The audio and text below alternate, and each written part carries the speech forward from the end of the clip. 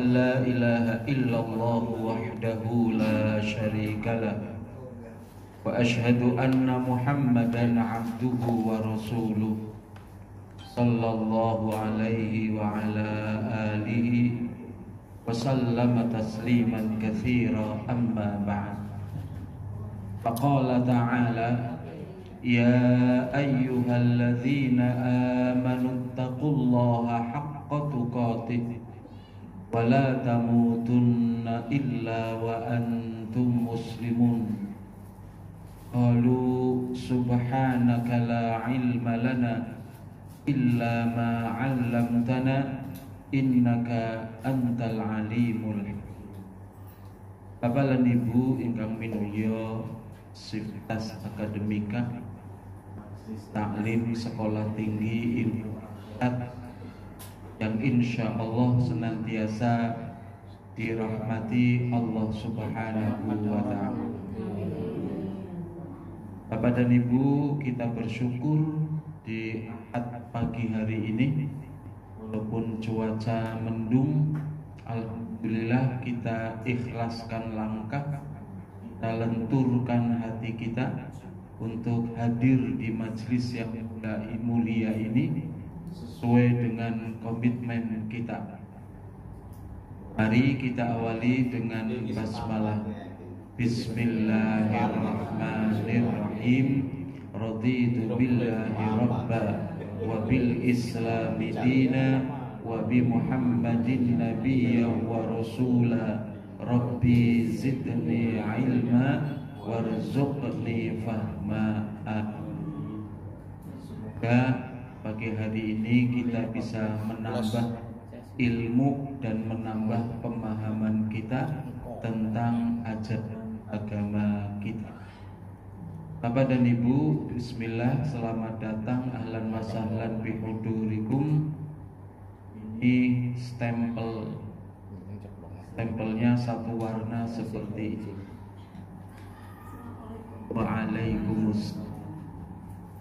Ini pembaharuan, tadinya belum ada majelis taklim, sekarang dikasih majelis taklim.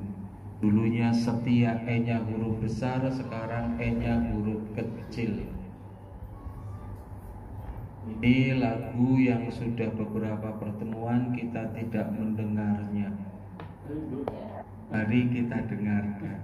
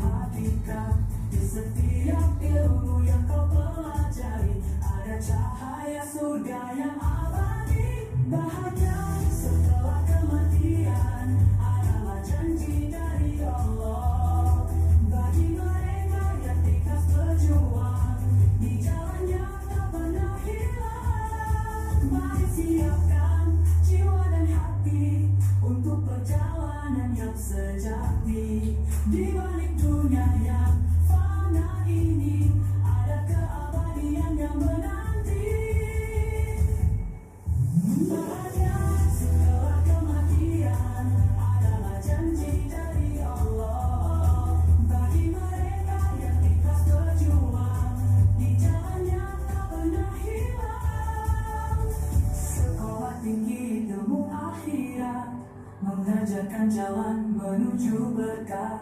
Bahagia hidup setelah mati menjadi tujuan yang hakiki.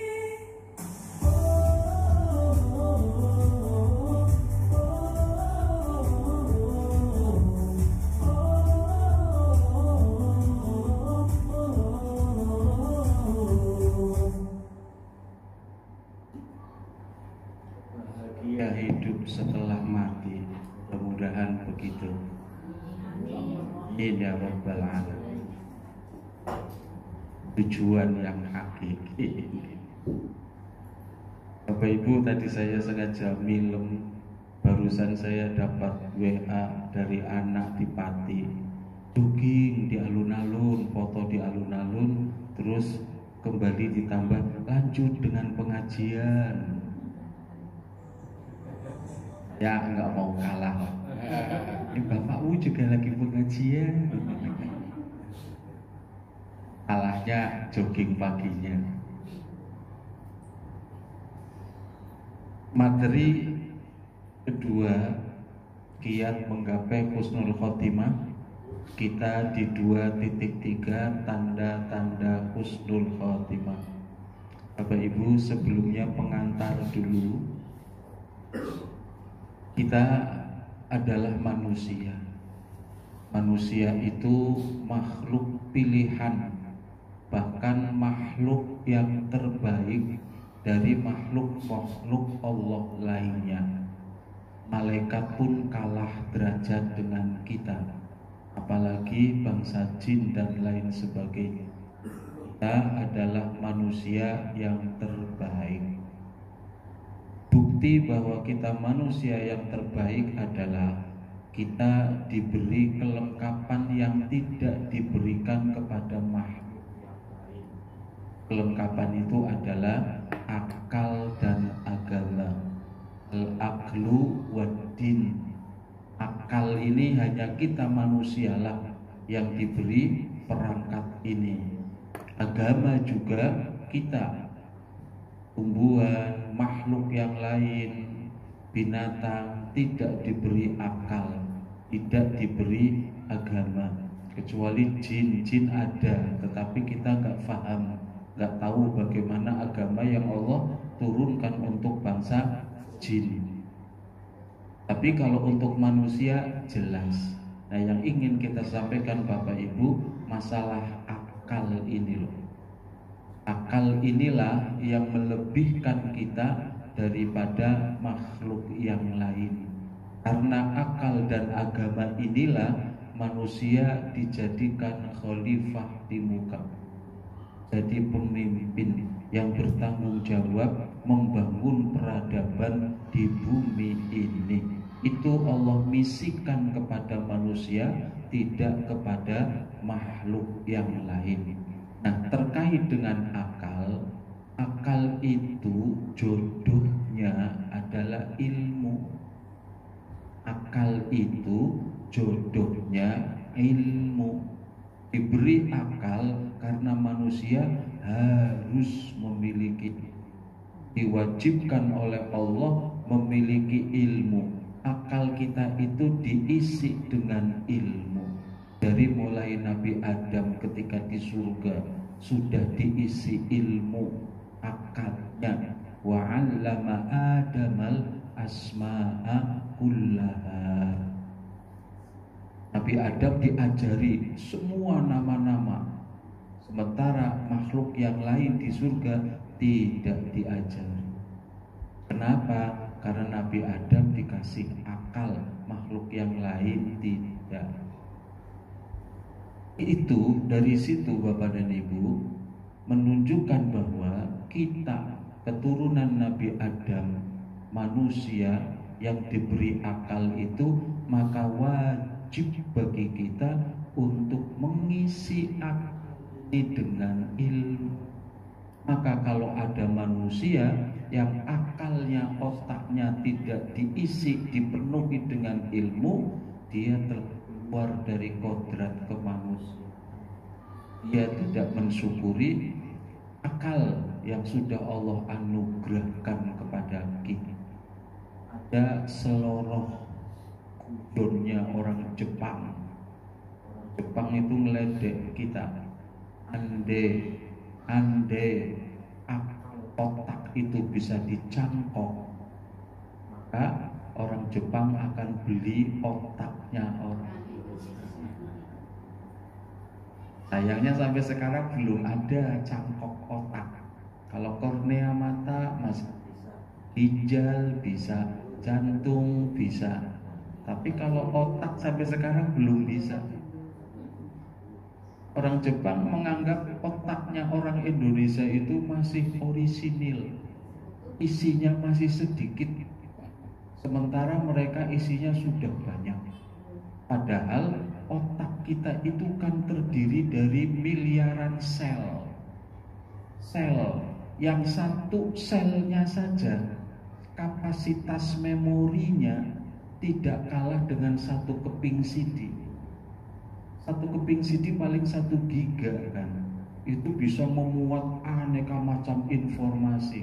Satu sel otak kita itu tidak kalah dengan satu keping CD, padahal banyak sekali sel otak kita.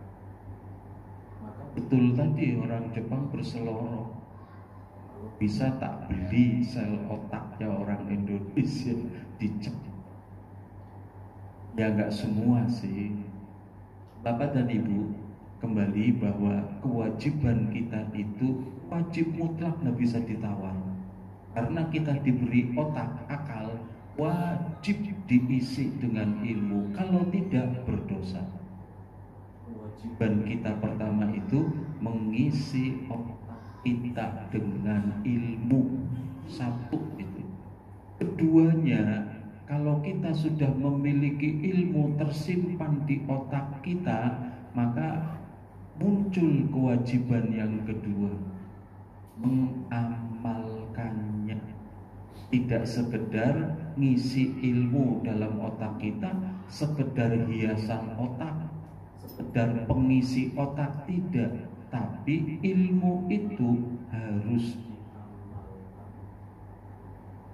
ilmu tidak diamalkan bagaikan pohon tidak berbuah. Pesantren, saya kan dulu di pesantren tinggal, Al-Irsyad, pesantrennya SMP, khusus santri SMP Al-Irsyad. Itu pernah ada pohon mangga, nanam sendiri pohon mangga. Sudah gede, sudah berbuah, ternyata nggak ngerti itu pohon mangga apa namanya. Yang penting buahnya kecut nemen.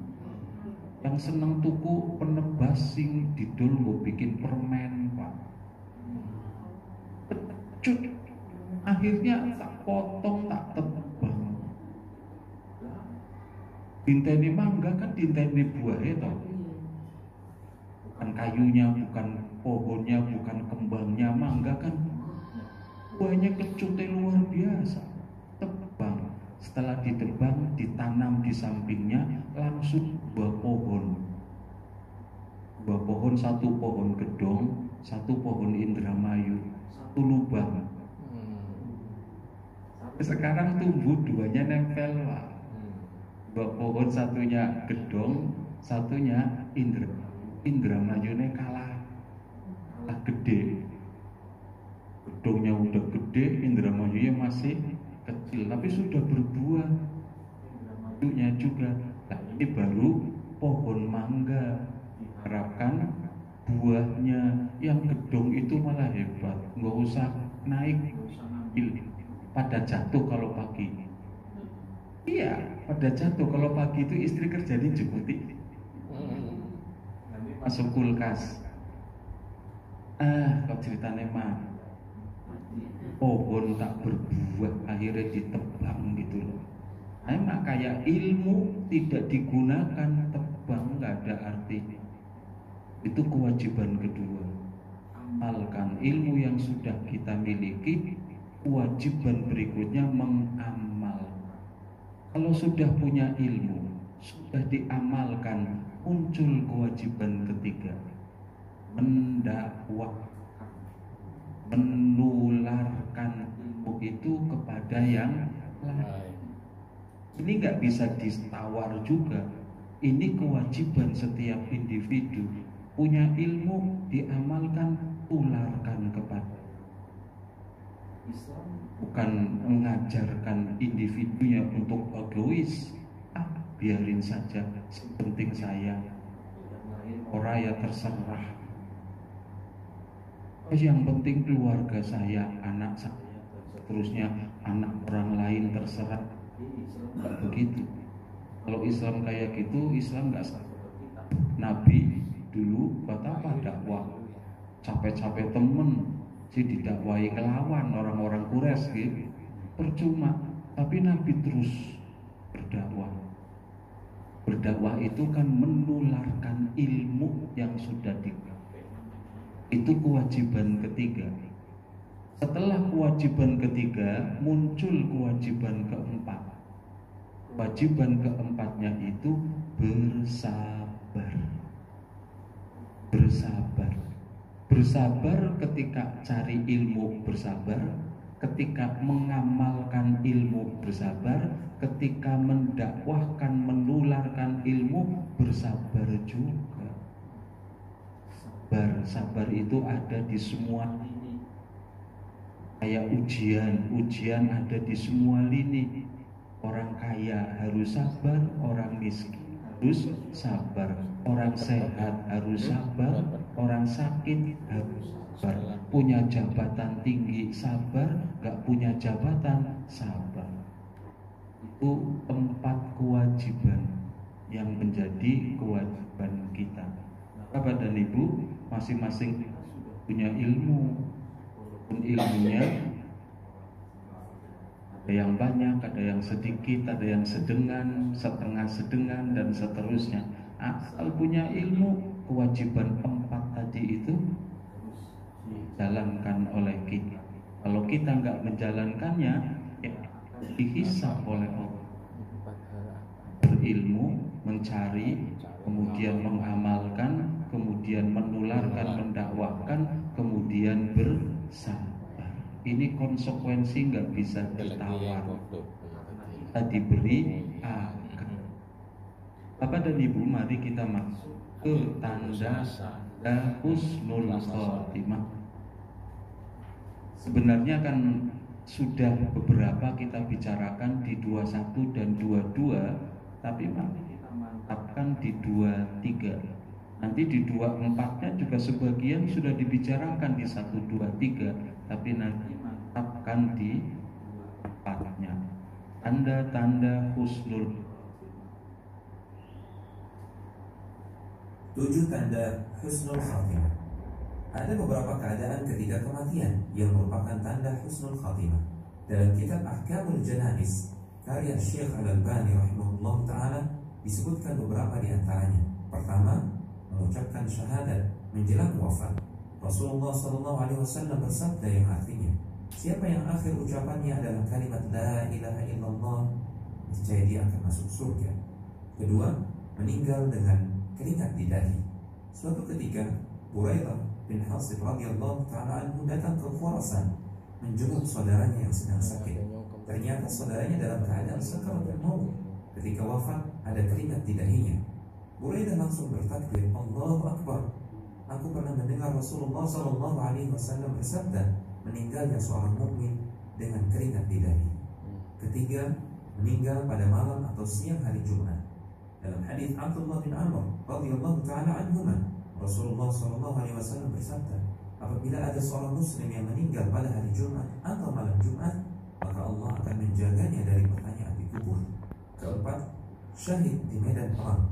Allah Subhanahu wa ta'ala berfirman yang artinya, janganlah kamu mengira bahwa orang-orang yang gugur di jalan Allah itu mati. Bahkan mereka hidup di sisi Rabb mereka dengan mendapatkan rezeki. Dalam hadis Rasulullah SAW menyebutkan banyak keutamaan orang yang mati di medan jihad.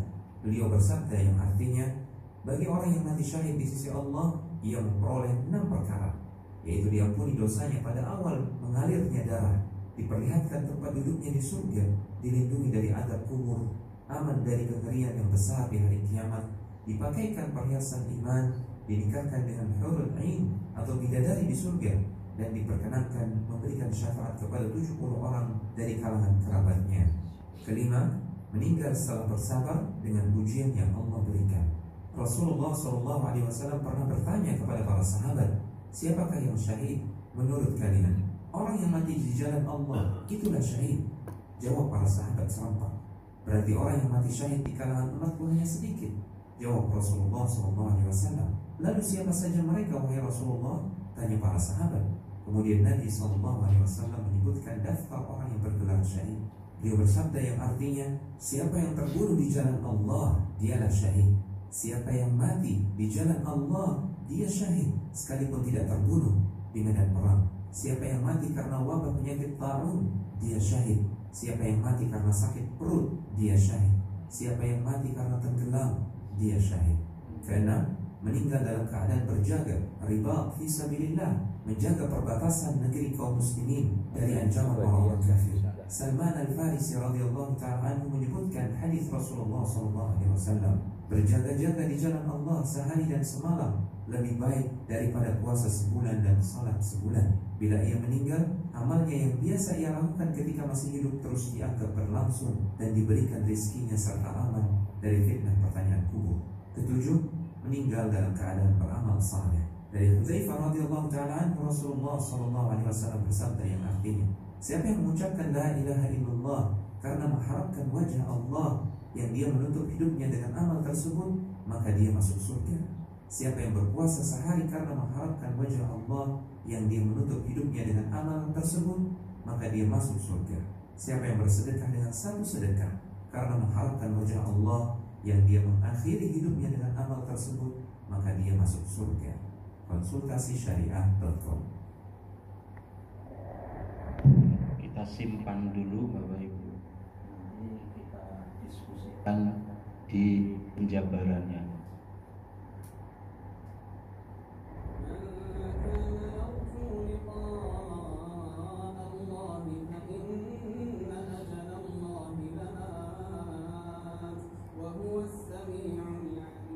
Baik, pertanyaan pertama Ustaz dari hamba Allah di grup Akhwat 32.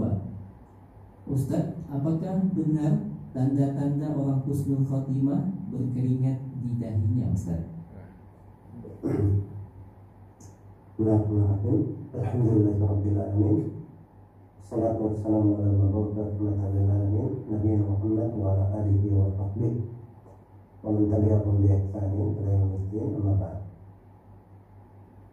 Diriwayatkan oleh Imam Abu Dawud, At-Tirmidzi, An-Nasa'i, serta Sahih dan oleh Ibnu Hibban dari Buraidah radhiyallahu anhu. Beliau berkata, Rasulullah SAW bersabda, al-mu'minu yamutu ya'atu jadi. Orang mukmin itu meninggal dengan keringat di dahi. Dan itu ada dua penafsiran di kalangan ulama. Saya mengatakan bahwa ya'atu jadi, keringat di dahinya itu terkait dengan sifat dia. Dia adalah orang yang ketika dia hidup beramal dengan amalan ketaatan, bersungguh-sungguh bekerja. Seperti orang yang bekerja keras, dia berkeringat di dahi. Begitu pula seorang mukmin, dia berkeringat dengan pekerjaannya, mujahadahnya, amalan-amalan ketaatannya, hingga dia meninggal dalam kondisi husnul khotimah, di atas ketaatan-ketaatan yang dia bersusah payah dengan. Itu mana yang pertama, dan ini mana lebih mendekati kepada konteks husnul khotimah. Dan mana yang kedua, mereka katakan bahwa ya terjadi berkeringat benaran kondisinya ketika dia meninggal, berkeringat benaran. Nah, ini dua kemungkinan di dalam riwayat, dan dua-duanya diucapkan oleh para ulama. Allah memberi taufik pada semuanya. Wallahu a'lam. Bapak Ibu, kita ke penjelasan Tanda-tanda kematian husnul khotimah. Kematian merupakan akhir kehidupan di dunia dan pintu menuju kehidupan akhirat. Bagi seorang muslim, meninggal dalam keadaan husnul khotimah, akhir yang baik, adalah harapan tertinggi, karena itu menjadi pertanda baik bagi kehidupannya di akhirat. Dalam Islam terdapat beberapa tanda yang diyakini menunjukkan seseorang meninggal dalam keadaan husnul khotimah. Berikut adalah tanda-tanda. Yang pertama, mengucapkan kalimat syahadat. Baik syahadat, dua syahadat ataupun syahadat yang pertama saja. Syahadat itu persaksian di akhir hayatnya. Hadis Nabi, makana akhiru kalamihi la ilaha illallah dakhalal jannah. Ini sudah juga kita bicarakan hadis ini beberapa kali. Persisnya seperti ini bunyi hadisnya. Makana akhiru kalamihi, siapa orang, barang siapa yang akhir ucapannya la ilaha illallah, maka ia akan masuk surga. Ini tanda yang pertama. Bagaimana pertemuan kedua kemarin, tidak mudah. Tidak mudah seseorang untuk bisa akhir ucapannya la ilaha. Maka harus kita biasakan mengucapkan la ilaha illallah. Kita biasakan melakukan tahlil. Tahlil itu adalah ucapan la ilaha illallah. Kita bisa memilih, menentukan untuk diri kita kapan kita akan berzikir dengan mengucapkan la ilaha illallah. Setelah selesai sholat fardu atau kapan? Bukan setelah selesai sholat fardu, setelah selesai zikir untuk sholat fardu. Kalau sholat fardunya tidak ada la ilaha illallah. Setelah zikir, setelah sholat itu yang maksur dari Nabi tidak ada la ilaha illallah. Adanya la ilaha illallah wahdahu la syarikalah. Panjang itu. Tapi kalau yang khusus tahlil la ilaha illallah tidak ada. Kalau kita pingin, misalnya setiap habis sholat saya mau zikir ini 10 kali, 50 kali, 100 kali, monggo. Kita bisa memilih untuk diri kita sebagai zikir, mengingat kepada Allah Subhanahu wa ta'ala, sekaligus pembaharuan iman. Karena ada hadis Nabi juga, jadidu imanakum, perbaharui iman kalian dengan ucapan la ilaha illallah. Jadi ketika kita mengucapkan la ilaha illallah itu otomatis kita sedang memperbaharui iman. Pokok iman perlu diperbaharui. Ya bisa jadi hadis lain nanti, al-imanu yazidu wa yanqus. Iman itu bisa naik, bisa turun. Kapan saja bisa, pagi iman mantap, siangnya turun, bisa jadi, atau sebaliknya. Maka Nabi perintahkan jadidu imanakum, perbaharui iman kalian dengan ucapan la ilaha illallah. Jangan itu loh, kalau lagi sewot karo bocah la ilaha illallah, sewot pakai ungkapannya malah kadang kan begitu. Oh la ilaha illallah untuk membaharui iman, kok malah jadi tanda sewot kepada anak. Iya sering. Kalau itu ada pakainya masya Allah, subhanallah, kan gitu. Bukan dengan la ilaha illallah. Ini tanda yang pertama adalah kalimat akhir ucapannya la ilaha illallah. Ini sepakat semua ulama. Kalau siapapun akhir ucapannya la ilaha illallah pasti masuk surga. Tinggal pertanyaannya, langsung surga atau cicipi neraka dulu. Kalau masih ada dosa yang Allah tak berkenan memaafkannya, ya berarti cicipi neraka dulu. Nanti kalau sudah selesai masa siksa baru dientas, dimasukkan ke surga, tidak langsung diceburakan, dicelup ke Nahrul Hayat, sungai kehidupan. Surga itu ada sungai namanya sungai kehidupan. Itu digunakan khusus untuk nyelup, membersihkan sisa-sisa bekas neraka. Itu digunakan untuk nyelup alumni neraka. Nahrul Hayat, sungai kehidupan. Ini yang pertama. Yang kedua, meninggal dengan kening berkering. Mautul mukmin, hadis sahih. Mautul mukmin, matinya orang beriman, bi'arokil jabin. Matinya seorang beriman dengan kening berkering. Bapak Ibu, ini tanda-tanda. Tandanya bukan hanya satu. Berarti kalau yang tidak beringat berarti nggak husnul khotimah, belum tentu. Berarti kalau yang nggak kedengaran mengucap la ilaha illallah berarti tidak husnul khotimah, belum tentu. Kan tanda-tandanya ada banyak, tidak sedikit. Dia tidak di tanda pertama, di tanda kedua, tidak di tanda pertama kedua, di tanda ketiga, dan seterusnya.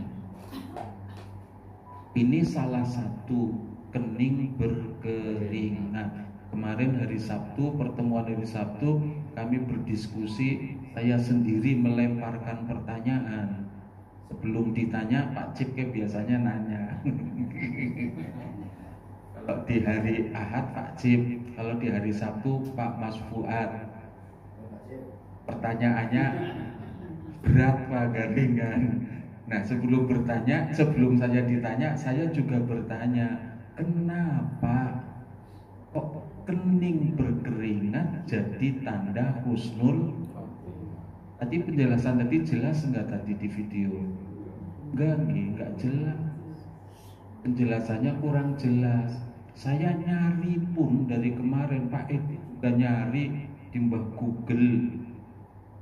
Bila perlu nanya ChatGPT. Nanyanya, pertanyaannya, kenapa kening berkeringat menjadi tanda husnul khotimah? Kalau ini kita percaya bahwa ini hadis, orang meninggal keningnya berkeringat berarti husnul khotimah. Nah, yang kita pingin tahu kan bisa nih kan? Maksudnya apa? Biar kalau kita tahu sebabnya, karena begini, karena begitu, kita akan berusaha menuju kepada sebab itu. Biar nanti ketika kita meninggal keningnya berkeringat. Sekarang belum ketemu, kami belum menemukan jawaban yang memuaskan. Nanti panjenengan juga punya tugas PR. Kemarin itu disimpulkan, kalau ternyata tidak ditemukan jawaban yang memuaskan, berarti memang itu tidak diungkap oleh Allah. Artinya apa? Biar kita lebih bersungguh-sungguh lagi, tidak pilah-pilih. Sama kayak Lailatul di bulan Ramadan, di kapan malam keberapa tidak pasti. Di bulan Ramadan, tapi malam keberapa tidak pasti. Kitab Sahih Bukhari, kitab penjelas syarah Sahih Bukhari itu Fathul Bari. Di Fathul Bari itu pendapat tentang kapan Lailatul Qadar, perbedaan pendapatnya tidak kurang dari 40. Ada padahal harinya hanya 30, tapi perbedaannya bisa lebih dari 40. Saking variatifnya. Dan semua perbedaan pendapat itu benar karena rahasia. Kalau tahun ini tidak di tanggal 1, bisa jadi di tanggal 21, bisa jadi macam-macam. Tidak ada yang tahu persis. Nah, kalau jawaban kenapa kening berkeringat jadi tanda, bagaimana caranya ketika meninggal kening berkeringat, dan nanti yang menjelaskan karena dia sedang merasa sakit. Tapi kan di sini dibatasi al-mu'min. Orang kafir apa tidak merasakan sakit? Merasakan juga, bisa jadi lebih sakit, tapi nggak berkeringat dong, wong dia bukan mukmin. Kan itu kan logikanya. Ada lagi yang sedang berusaha dengan sungguh-sungguh. Usaha kan berarti kerja keras. Walaupun orang yang hidup tidak meninggal, ini orang yang sedang sakaratul maut, berusaha dengan keras untuk mengucapkan la ilaha illallah, tapi lidahnya alot, kaku, keluh dan seterusnya, sampai akhirnya berkeringat, kayak kerja keras, bermujahadah selama hidupnya. Yang menafsirkan begitu, tapi kan itu belum terlalu memuaskan gitu loh. Jawaban yang betul-betul valid itu baru kemungkinan. Tapi tetap kita mempercayai ini, mautul mukmin biirqil jabin. Matinya seorang beriman ada tanda keringat. Irkun itu keringat. Ini keringat, jabin ini kening. Keringat di kening. Jadi kalau ada orang meninggal keningnya berkeringat, itu tanda husnul. Tapi di sini ada bingkai ini nih, al-mu'min. Meninggal dunia pada malam atau hari Jumat. Malam Jumat berarti kapan tuh Pak? Kamis malam. Malam Jumat berarti Kamis malam, bukan malam Jumat. Kalau malam Jumat berarti sudah masuk hari Sabtu. Karena Islam itu menganut bukan solar system. Kalau solar system berarti matahari. Kalau Islam itu menganut kalender Komariah, Hijriyah itu. Dan kalender Hijriah itu hari dimulai dari malam maghrib itu. Itulah awal hari maghrib. Pergantian hari itu ada di maghrib. Jadi dalam Islam itu malam dulu baru siang. Ini kayak sekarang ini. Ini Ahad malam sudah terlewat. Ini Ahad siang sekarang ini. Ahad malam sudah terlewat tadi malam.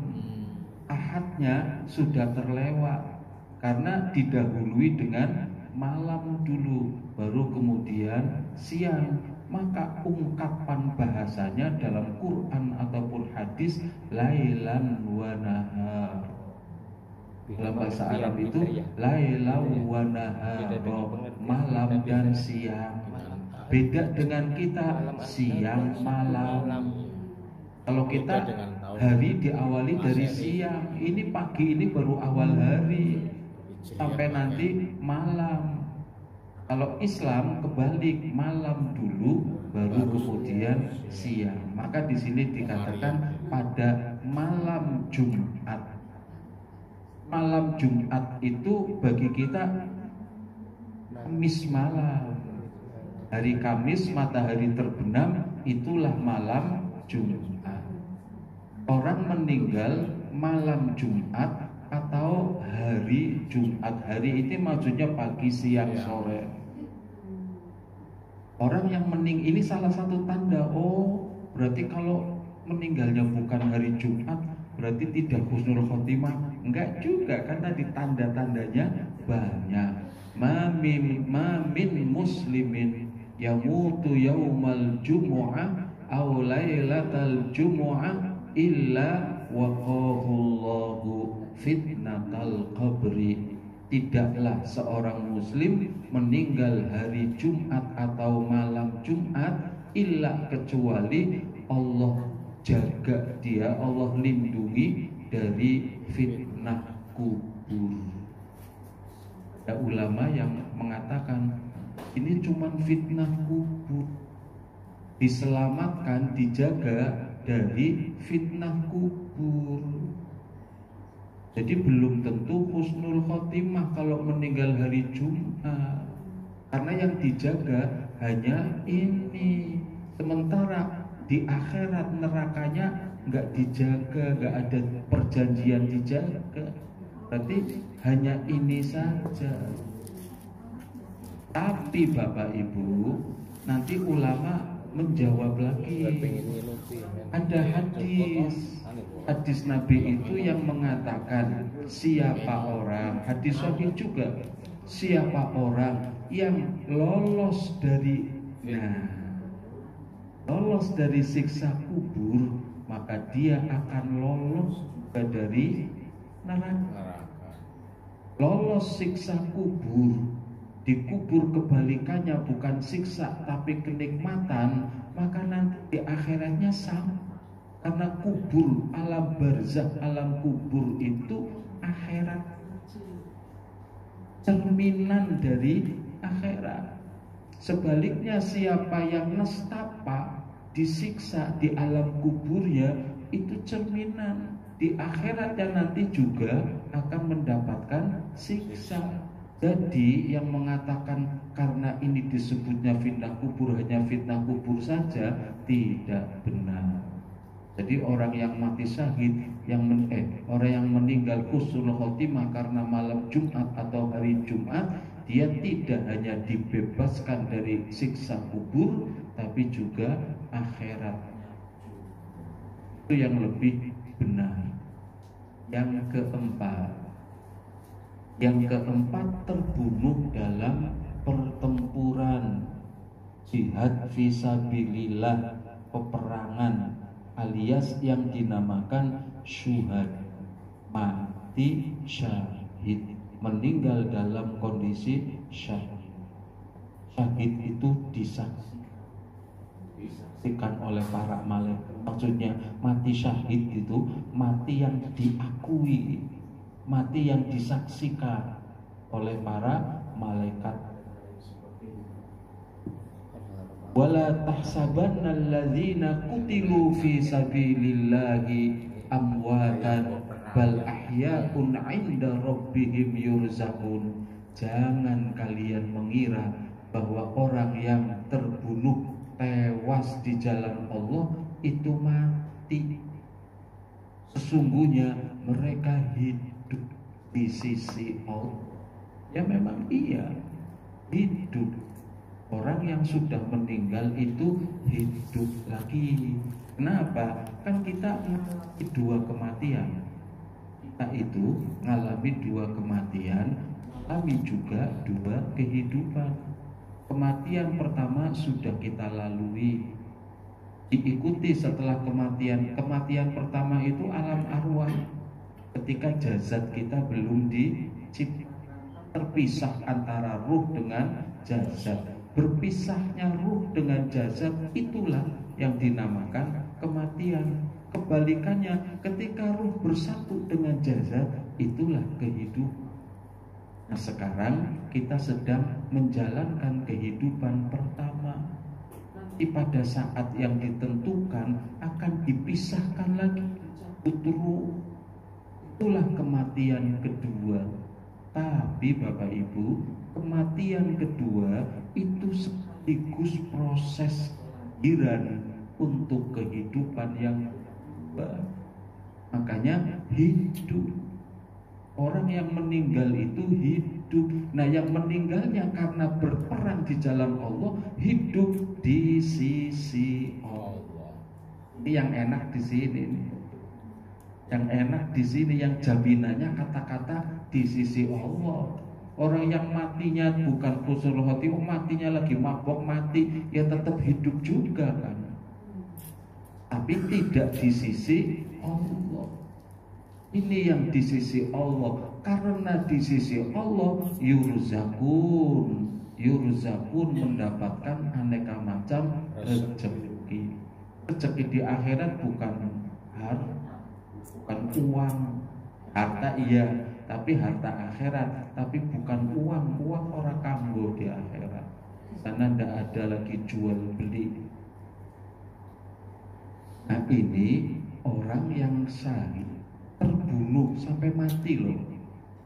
Nanti mati syahid itu ada tingkatan. Ini tingkatan pertama. Orang keluar dari rumahnya, membawa hartanya, membawa nyawanya, berperang di jalan Allah dan tidak kembali. Alias meninggal di sana. Meninggalnya karena terbunuh oleh senjata musuh, dibunuh oleh musuh. Nanti ada orang meninggal di medan peperangan, tapi bukan terbunuh oleh musuh. Bunuh diri itu yang celaka, berarti bukan syahid. Ini nanti bukan bunuh diri, termasuk mati syahid, meninggal, tapi bukan dibunuh oleh musuh. Lagi melaku kejeglong. Ya, lagi jalan lagi istirahat, misalnya lagi istirahat tidur, tiba-tiba serangan. Tapi ini di medan perang kan, lagi istirahat serangan jantung, kan bukan dibunuh oleh musuh. Ini yang dibunuh oleh musuh ini. Tadi yang tidak dibunuh oleh musuh karena kasus lain meninggalnya, itu termasuk syahid, tapi syahidnya di bawah yang ini. Ini ranking pertama, yang meninggalnya dibunuh oleh musuh. Nanti di bawah ini meninggal tapi bukan karena dibunuh oleh musuh.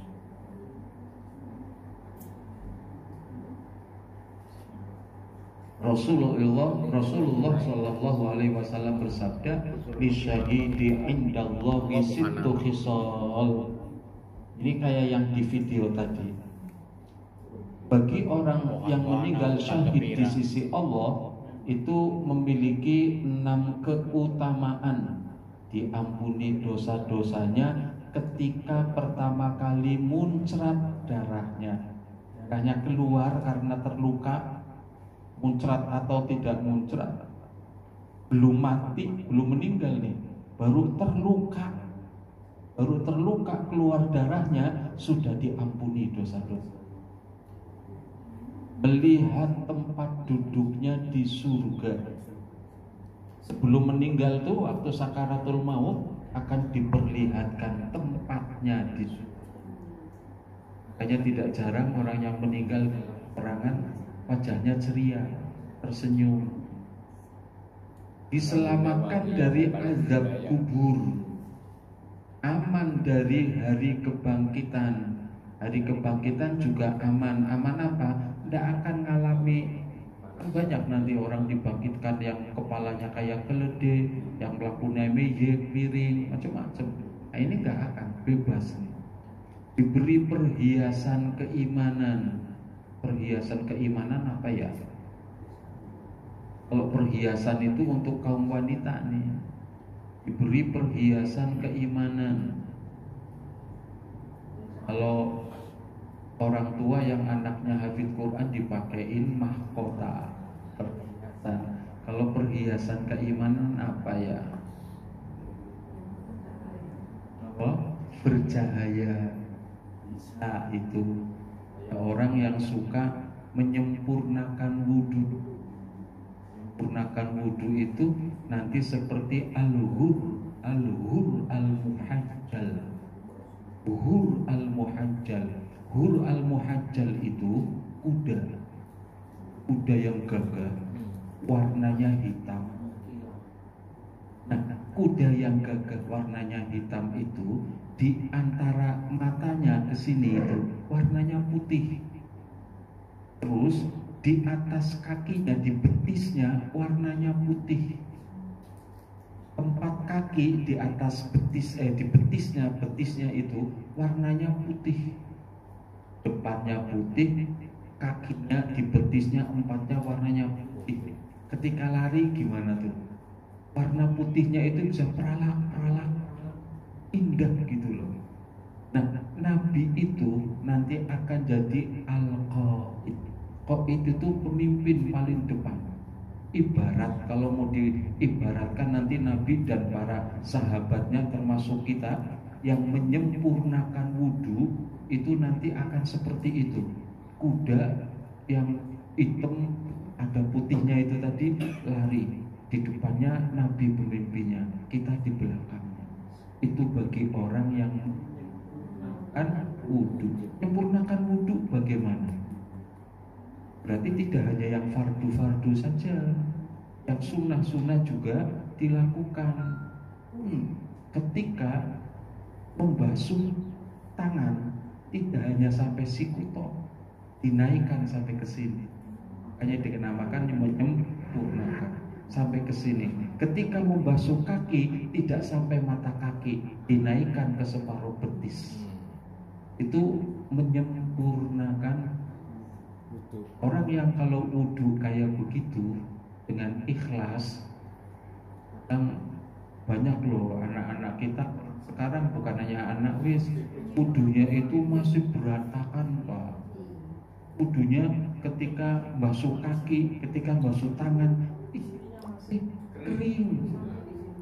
Padahal ada ancaman berat, wailul lil aqabi minan nar, celaka orang-orang yang masih termasuk ini kering. Karena ketika wudhu cuma gini-gini, padahal tangannya harus disela-selain.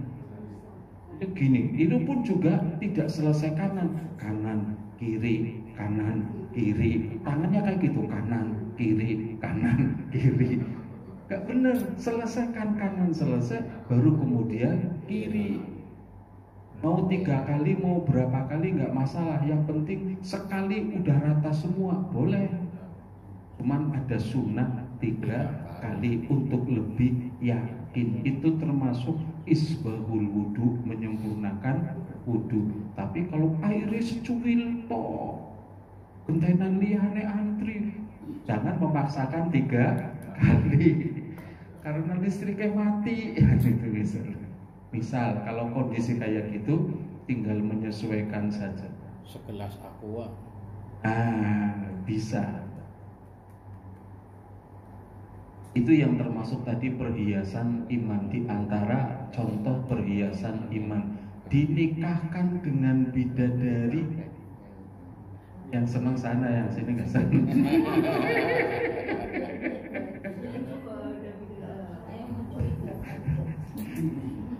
Kalau ibu-ibu berarti dinikahkan dengan bidadara, nggak ada ceritanya.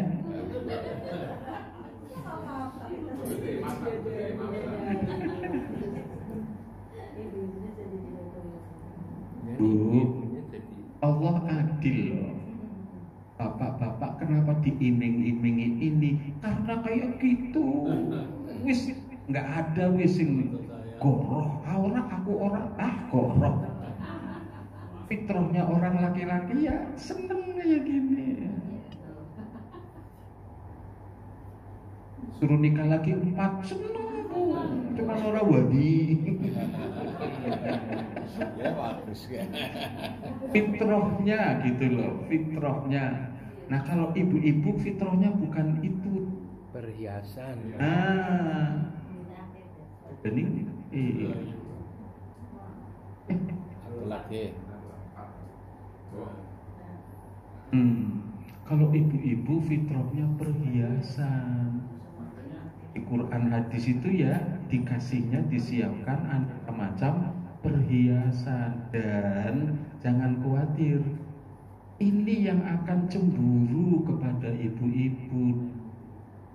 Ini yang akan cemburu. Jangan khawatir.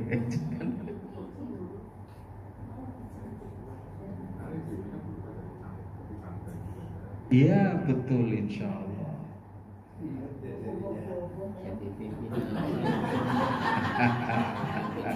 Orang terima ibu.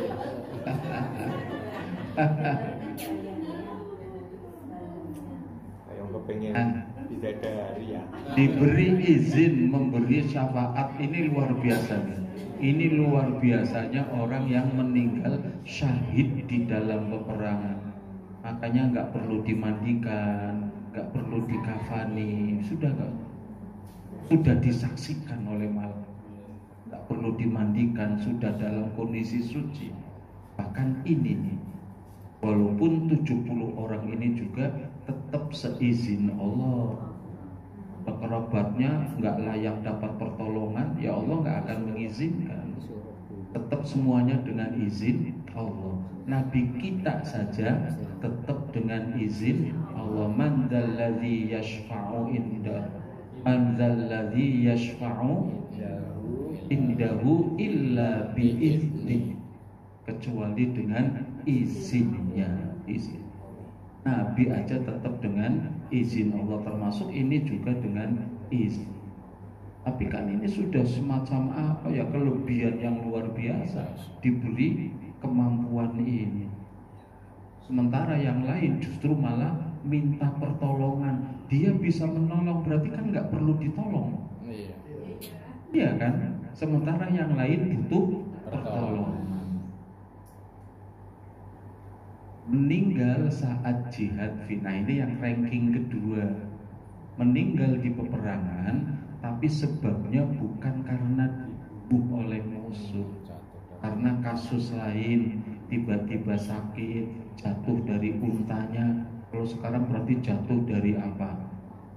Dari pesawatnya tiba-tiba rusak, jatuh, bukan karena ditembak musuh, tapi karena kerusakan pesawat mesinnya misalnya.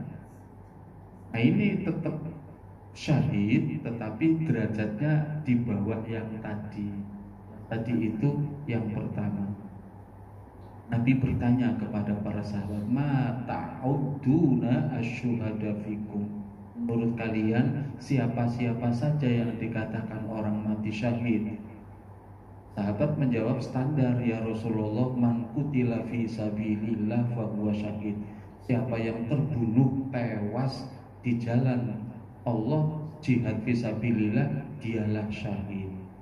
Dijawab, kalau begitu berarti hanya sedikit dong dari umatku yang mati syahid. Kan dalam peperangan yang terbunuh lebih sedikit daripada yang masih hidup selamat. Perang zaman dulu loh, zaman Nabi, nggak tahu kalau perangnya perang nuklir. Kabeh sing di luar peperangan juga meninggal. Kalau begitu yang syahid itu yang tewas dikit dong. Maka kemudian Nabi menjelaskan wa man mata fi sabilillah fa huwa syahid. Wa man mata fi sabilillah fahuwa syahid. Siapa saja ini bawahnya tadi wa man mata bisa berubah bahwa saya maksudnya ini syahid selain syahid di medan perang. Syahid selain syahid di medan perang, asyuhada'u khamsatun. Al-mat'un, ini yang meninggal karena taun, wabah, kayak kemarin COVID, itu bisa mati syahid. Walaupun nanti juga tetap ada kriteria, ibadah orang atau sholat mati karena COVID apa mati syahid, belum tentu. Ini harus orang beriman. Terus mabetun sakit perut, aneka macam sakit perut, bisa mah, bisa kembali diare, asam lambung, diare, semacam itu. Karena ini termasuk sakit yang nggak biasa nih, sakitnya teman-teman sudah masalah perut, tenggelam. Juga nanti ada penjelasan tenggelamnya karena apa. Kalau tenggelamnya naik terus kena musibah, dia dalam rangka taat pergi mau silaturahim atau mau apa, bukan mau foya-foya. Plesir. Plesir. Kayak Titanic gimana kayak? Plesir. Oh, nong filmnya malah pacaran. Sampai nyanyi di atas kapal kayak gini, bukan muhrimnya kan kayak gitu.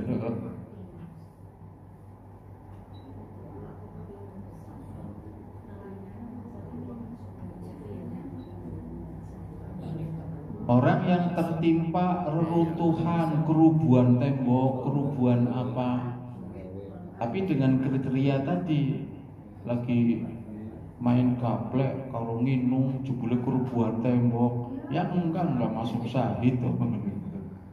Tetap ada kriteria. Ini dengan catatan orang beriman. Nanti lebih luas lagi, ada lagi. Kalau itu 5, ini lebih lagi yang masuk kategori syahid. Orang yang mati selain terbunuh di jalan Allah Azza wa Jal, ada 7 korban wabah kayak tadi, syahid. Mati tenggelam kayak tadi, syahid. Luka lambung, perut ini yang sakit perut ini, mati syahid juga. Ini termasuk, ini masuk sakit perut ini mati syahid juga. Korban kebakaran tadi belum ada ya, kebakaran termasuk mati syahid. Tertimpa reruntuhan syahid. Wanita yang meninggal melahirkan, melahirkan anak haram karena hasil zina, lo kan syahid. Ada catatan lagi itu kan, kalau dia pezina kan gitu, berbuat zina. Ya. Nah, kalau sudah tobat lain masalah. Kalau sudah bukan hanya zina, apa saja, asal sudah tobat, tutup buku gitu.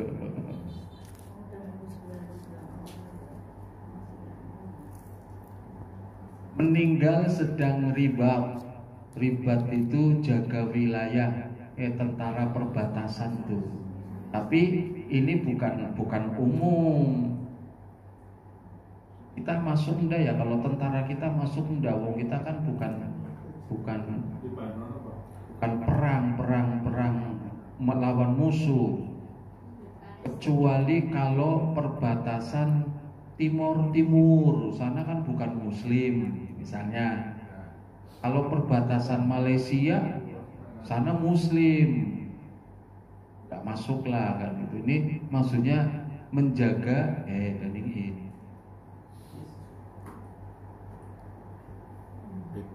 wilayah ribat ini, perbatasan ataupun lagi gejolak perang, jaga gitu.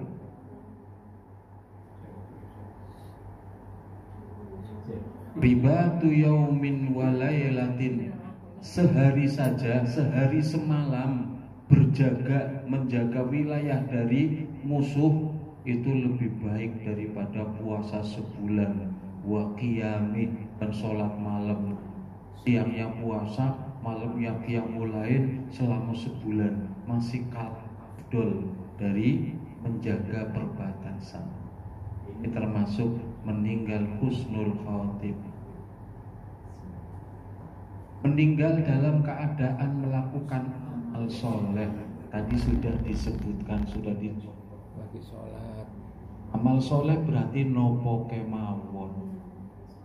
Hal semua yang benar, semua yang manfaat, semua yang diperintahkan. Ini nih, kayak gini kita lagi takdim, lagi majelis. Terus misal meninggal, insya Allah husnul khatimah. Berarti mau Bu? Kan amin sih gitu. Aminnya husnul khotimahnya maksudnya. Kalau meninggalnya sih monggo terserah mau cara apa. Meninggal itu satu, mati itu satu. Caranya baru aneka macam. Tapi meninggalnya sama-sama meninggal. Cara meninggal itu yang aneka macam. Dan cara meninggal itu, meninggal sebab apa, sebab ini, sebab itu tidak terkait dengan husnul khotimah. Kecuali yang ini meninggalnya tabrakan tol, tabrakan karambol, cepet, atau bahkan naudzubillah, kan pernah ada di Sudibyo itu anak pang naik truk ucul mengisor ke Klindes, pecah kepalanya. Tapi ini anak pang ya, sini tato pirang-pirang. Pang sholat mboten ya.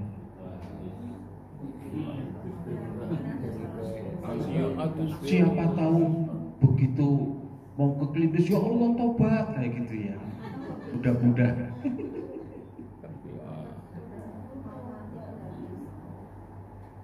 Tobat ada proses ya tadi ya. Iya. Mau tobat itu ada proses. Iya, harus itu pembiasaan, pelatihan itu. Tapi ya kuasa Allah. Kalau memang Allah menghendaki bisa langsung tobat, begitu melihat kematian langsung tobat bisa saja. Kehendak Allah. Rahmat. Meninggal dalam melakukan amal soleh, makanya kita perintahkan untuk gemar beramal soleh, apalagi amal soleh yang mudawamah istiqomah. Siapa tahu kita dimeninggalkan dalam kondisi beramal soleh itu. Mudah-mudahan begitu.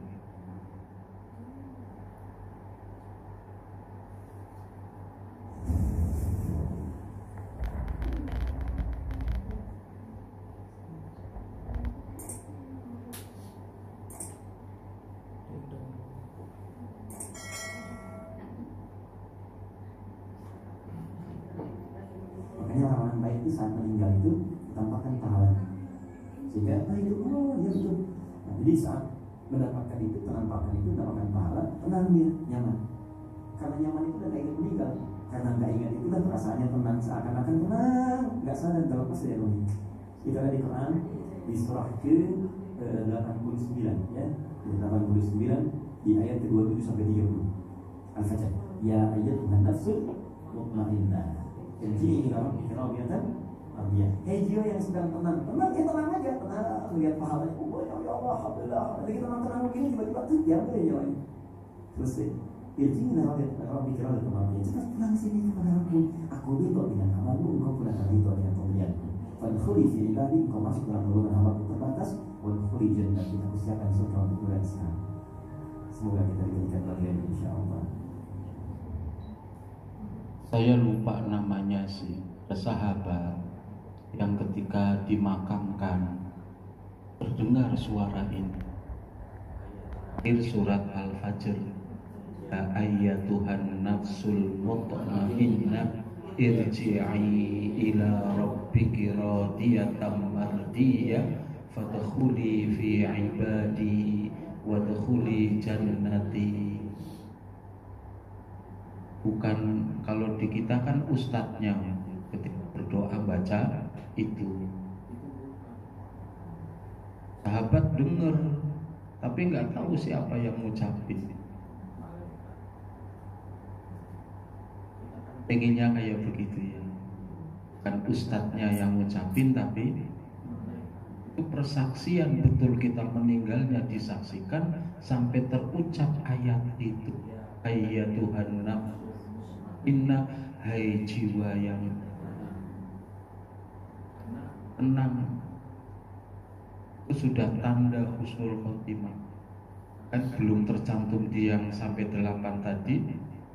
Orang yang meninggal raut wajahnya tenang, itu juga menjadi satu tanda Walaupun tidak semuanya begitu, tidak semuanya seperti itu.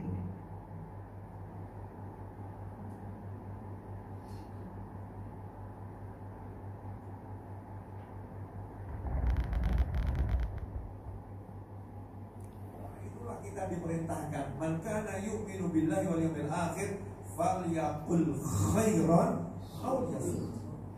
Sederhana arahan Nabi Muhammad SAW, sangat mudah untuk dilakukan sebetulnya. Siapa yang percaya sama Allah, percaya sama hari akhir, ada itu kiamat, ada itu siksa kubur, ada itu nikmat kubur, ada itu kebangkitan, ada itu mahsyar, ada itu surga, ada itu neraka. Percaya, maka kamu hendaknya berkata yang baik. Kalau nggak bisa, diam saja. Maka kalau kita ini kalimatnya nggak baik, seakan-akan iman kita itu dicoreng. Jadi ciri-ciri orang-orang yang nanti naudzubillah min dzalik su'ul khotimah. Ya, ciri orang-orang yang naudzubillah min dzalik su'ul khotimah yaitu apa? Lisan yang tidak suka mengucapkan yang baik, tapi mengucapkan yang gak baik. Tangannya ngetikkan kalimat-kalimat yang gak baik. Maka dia keimanannya dicoreng oleh Allah Subhanahu wa ta'ala. Dan itu min alamatil su'il khatimah. Naudzubillah min dzalik. Ciri-ciri orang yang akan su'ul khatimah. Sebaliknya, siapa yang lisannya itu mengucap yang baik, berarti itu pertanda dia itu iman sama Allah. Dia bertanda iman sama hari akhir. Berarti keimanannya distempel, dikukuhkan oleh Allah Subhanahu wa ta'ala. Dan itu adalah tanda ia akan husnul khatimah. Dan mudah-mudahan kita termasuk yang ini. Saat kematiannya tiba-tiba dahinya penuh dengan keringat. Padahal di musim dingin. Tiba-tiba dahinya orang yang meninggal ini penuh dengan keringat. Kata Nabi SAW, mautul mu'min bi araqil jabin. Kematian seorang mukmin itu dengan adanya keringat di dahinya. Kenapa orang-orang yang, coba kalau Anda melihat ada orang meninggal, lihat dahinya berkeringat atau tidak. Kalau berkeringat dan dia orang baik, berarti Allah pilihkan kematiannya husnul khatimah. Apa alasannya? Ada yang mengatakan bahwa keringat di dahi itu karena dia menahan sakit yang luar biasa saat kematiannya. Sehingga dengan menahan sakitnya itu sampai berkeringat dahi.